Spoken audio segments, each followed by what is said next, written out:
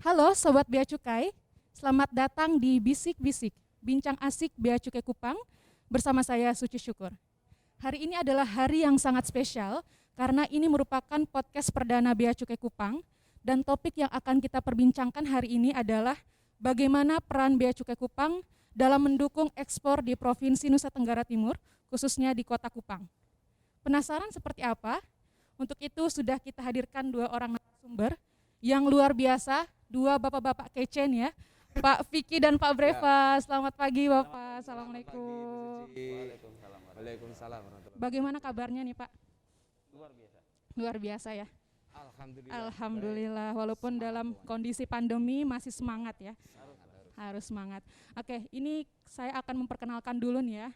Mungkin teman-teman yang di rumah belum mengenal siapa sih yang duduk di samping saya ini ya, bapak-bapak ganteng nih ya. Pakai masker tadi. Narasumber yang pertama ini adalah Pak Vicky Hendra Puspita. Beliau adalah pejabat fungsional pemeriksa Bea dan Cukai di kantor Bea Cukai Kupang. Narasumber kita yang kedua adalah Pak Breva Rizky Nugraha. Beliau adalah General Manager ya Pak ya di PT Matsaraja Arnawa Stambapura atau biasa disingkat PT Mas yang bergerak dalam bidang perikanan ya Pak ya. Oke. Seperti topik yang sudah tadi kita singgung di awal, bagaimana sih peran Bea Cukai Kupang dalam mendukung ekspor di Provinsi NTT khususnya di Kota Kupang ini ya Pak ya. Tentunya peran Bea Cukai ini pasti dirasakan langsung nih oleh pelaku usaha. Iya. Jadi pertanyaan pertama nih untuk Pak Breva nih. Coba dong Pak Breva ceritain ya. Apa yang Bapak rasakan secara real di lapangan? Bagaimana sih peran Bea Cukai itu dalam melancarkan atau mendukung usaha ekspor yang Bapak lakukan? Silakan Pak. Oke, secara garis besar kita udah kenal Bea Cukai dari tahun lalu ya. Jadi PT Mas itu sebenarnya operating di Kupang itu dari 2019. Tapi kita baru kenalan dan berteman dan bersahabat itu di tahun 2020 dengan pihak Bea Cukai. Saya ingat awal kali kita berusaha melakukan ekspor. Jadi salah satu komitmen dari PT Mas adalah membawa nama NTT ke dunia. Jadi from East Nusa Tenggara to the world. Itu salah satu misi dari Luar biasa sekali. PT Mas, dan itu yang menjadi tantangan buat kita, tantangan yang diberikan oleh Pak Gubernur kepada kita bahwa bawa nama NTT ke dunia. Dan alhamdulillah di tahun 2020 kita sudah melakukan ekspor untuk ke beberapa kalinya, kurang lebih 100 kali ekspor di tahun 2020.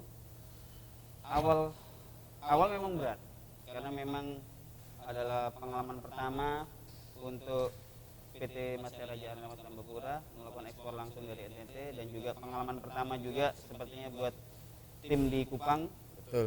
Baik itu dari Bea Cukai, baik itu dari kita sebut karantina BKIPM. Apalagi di tengah pandemi ya. Betul.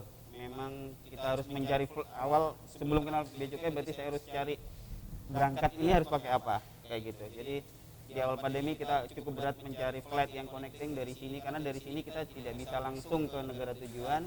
Kita harus dari sini harus mampir dulu ke Jakarta, nginep dulu semalam, dari Jakarta Cengkareng baru bisa ke negara tujuan, khususnya ke Singapura.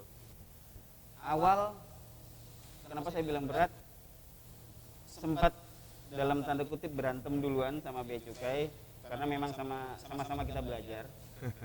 Ada contoh kasus yang paling gampang adalah ada dua aturan yang bukan, saya bilang bukan bertentangan, tapi ada dua peraturan yang saling bertolak belakang. Contohnya dari teman-teman Bea Cukai dan teman-teman di karantina, dan dua-duanya harus saya ikutin. Contoh kasus adalah pada saat saya ekspor, sebelum saya melakukan pemuatan, saya harus mempunyai namanya harus mempunyai PEB atau NPE. Betul. Nah, baru bisa saya melakukan pemuatan. Untuk mendapatkan PEB dan NPE, saya harus mempunyai KID 1 atau KID 4 dari karantina. Betul. untuk mendapatkan KID 1 dan KID 4 dari karantina, saya harus melakukan pemuatan.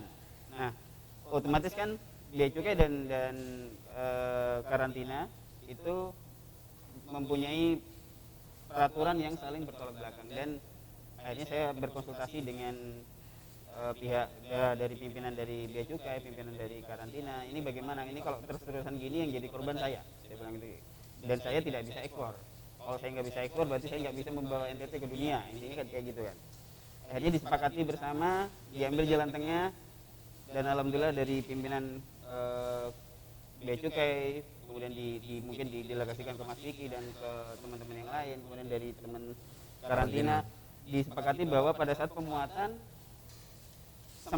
kedua lembaga ini datang hadir untuk menyaksikan pemuatan, sehingga semua aspek yang diperlukan, dokumentasi dan macam-macam ada, sehingga karantina dan bea cukai pun tanpa ragu-ragu mengeluarkan surat karena sudah ada dasar bahwa benar barang yang dimuat adalah ini. Anggaplah fish frozen atau fish fresh macam-macamnya, sehingga kita bisa melakukan ekspor perdana di tahun 2020 bulan April, April 21 April kalau nggak salah. Yang via laut. Dan itu yang terjadi di 21 April 2020, kemudian di bulan September atau Oktober itu kita melakukan ekspor perdana ke Fremantle, Australia untuk frozen fish. Ini menarik sekali ya Pak ya, karena dari awal merintis mungkin awal-awalnya merasakan sedikit hambatan gitu ya, terkait regulasi dan segala macamnya, tapi setelah duduk bareng nih ya, akhirnya bisa terlaksana hingga saat ini. Nah, saya ingin ke Pak Vicky nih Pak, sebagai petugas bea cukai, sebagai pejabat fungsional di bea cukai ya Pak ya. Apalagi kita tahu instansi bea cukai ini berada di bawah Kementerian Keuangan nih Pak ya. Bagaimana sih peran bea cukai Kupang dalam mendukung ekonomi khususnya di Provinsi NTT, di Kota Kupang sendiri? Bagaimana Pak? Baik, sebelumnya terima kasih atas Pak Breva juga. Siap, terima kasih Mas. Untuk sinergi antara pelaku usaha, kementerian terkait maupun lembaga terkait dengan ekspor, alhamdulillah di Kupang berjalan sangat lancar, sangat erat. Mungkin ada riak-riak beberapa ya terkait tadi hambatan-hambatan, tapi kita sudah bersinergi memutuskan problem solvingnya juga ada. Nah, terkait dengan Provinsi NTT, bagaimana peran bea cukai dalam meningkatkan perkembangan ekonomi, tak lupa juga kita dalam pandemi ini ada program pemerintah namanya Pemulihan Ekonomi Nasional, PEN ya Pak ya, yang itu difasilitasi di dalam peraturan pemerintah nomor 23 tahun 2020, ya, di mana di situ intinya adalah pemerintah memberikan suatu langkah strategis bagi kebijakan ekonomi nasional dalam rangka mengatasi segala macam turbulensi ekonomi yang terjadi. Jadi kita berusaha untuk selalu mempertahankan, meningkatkan potensi perekonomian pelaku usaha. Dalam hal ini, bea cukai sudah memberikan kemudahan dan relaksasi dalam hal pelayanan prosedural maupun fiskal. Misal contohnya dari pemeriksaan fisik, terus pemenuhan fasilitas izin bongkar. Mungkin selanjutnya kalau kemarin kita lihat juga ada PMK 31 ya terkait dengan alat kesehatan gitu kan dari Menteri Keuangan, kita juga selalu berikan. Otomatis kalau untuk kemajuan NTT ini dalam rangka PEN kita mendukung ekspor. Untuk apa? Stabilitas ekonomi lebih baik. Mungkin seperti itu. Ini sangat mendukung program pemerintah ya Pak. Apalagi di kondisi pandemi seperti saat ini yang di mana-mana orang itu seperti kehilangan mata pencariannya. Jadi bea cukai juga hadir sebagai instansi yang mendukung program pemerintah agar masyarakat juga bisa merasakan nih, walaupun di kondisi pandemi, tapi ekonomi juga bisa tetap berjalan secara lancar gitu ya Pak. Nah mungkin ke depannya nih, harapannya dari Pak Breva dan Pak Vicky sendiri, mungkin dari Pak Breva harapan untuk PT Mas sendiri seperti apa ke depannya, dan juga mungkin ke masyarakat di rumah ya, yang mungkin ingin mendapatkan semacam pesan-pesan dari Pak Breva yang mungkin juga punya potensi-potensi yang bisa diangkat nih, karena Kota Kupang sendiri punya hasil alam yang luar biasa. Mungkin bisa disampaikan. Oke, di Kupang itu sebenarnya potensinya nggak cuma perikanan Mas. Jadi ada beberapa item yang yang sebenarnya cukup menjanjikan. Salah satunya kemarin yang saya lihat di yang sedang kita bukan dipanas-panasin, dikompor-komporin, digaungkan adalah salah satunya asam jawa. Jadi asam jawa itu salah satu produk yang di seluruh NTT itu mudah didapatkan.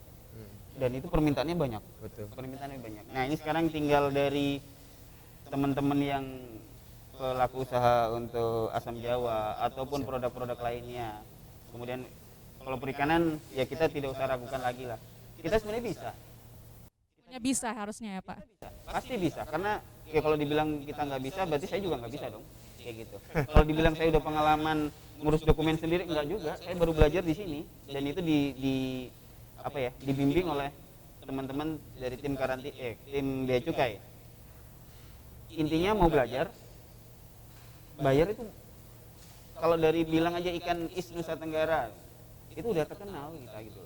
Karena kita nggak bisa pungkiri bahwa ikan-ikan di Bali, ikan-ikan di Jakarta, ikan-ikan di Surabaya, ekspornya dari sana. Biasanya saya nggak bisa bilang itu persentase ya, tapi setidaknya kurang lebih 30-40% itu ikannya dari sini. Karena mereka mancingnya di sini. Karena kapalnya yang ke sini dibawa ke sana, atau kapalnya di sini untuk dibawa ke Surabaya, kemudian dari Surabaya ekspornya. Hilanglah nama NTT-nya. Kalau saya berharap semoga di tahun ini atau tahun depan teman-teman pengusaha mau belajar untuk ekspor langsung dari Kupang sehingga Nusa Tenggara semakin mendunia. Semakin mendunia Pak ya. Kayak dari Pak Vicky sendiri nih, dari Bea Cukai Kupang, harapan kedepannya seperti apa Pak? Harapan kedepannya mungkin kita harus semakin mesra ya antara pelaku usaha dengan Bea Cukai. Kita mengharapkan suatu kritik yang kontributif, kita bisa bersama-sama. Langkah yang sudah real kita laksanakan ada beberapa, Ibu Suci. Pembentukan klinik ekspor di KBPC Kupang, kita melayani ekspor kalau segala permasalahan, problem solvingnya itu 24. Konsultasi gitu ya Pak ya? Konsultasi maupun penginstalan modul dan lain-lain. Misal Pak melayani juga. Pernah pagi juga kita kita melaksanakan ini. Yang pertama mungkin untuk klinik ekspor, yang kedua kita mengintensifkan kegiatan custom visit customer itu dalam rangka asistensi. Dan tak lupa juga kita bekerja sama dengan pemerintah daerah dari Dinas Perindustrian Perdagangan. Bahkan akhir-akhir ini kemarin kita juga diminta sebagai narasumber dalam rencana kerjasama segitiga ekonomi antara Darwin Australia, Dili dengan Kupang. Itu kita galakkan untuk menjaring semuanya potensi-potensi, termasuk ada asam jawa tadi seperti dibilang Pak Breva.